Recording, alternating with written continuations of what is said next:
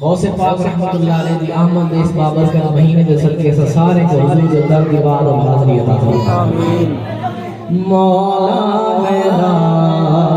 سن التجا مکہ دکھا مدینہ دکھا مولا میرا سن التجا اے مکہ تیرا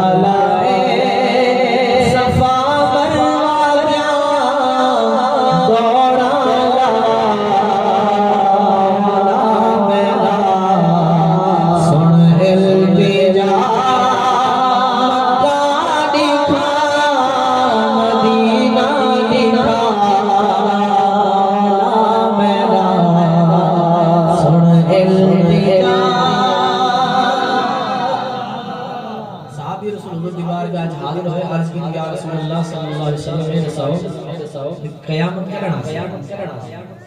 سونے محبوب نے فرمایا کہ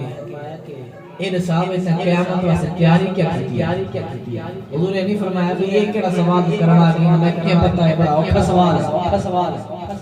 فرمایا تو یہ قیامت کی تیاری کی حضور کا صحابی تقوی عبادت ریاضت کس مقام دے تے ہو آج سی کہنے آل کرنے یا رسول اللہ صلی اللہ علیہ وسلم اعمال تپلک والی بس صرف توالی تے اللہ دی محبت دے لے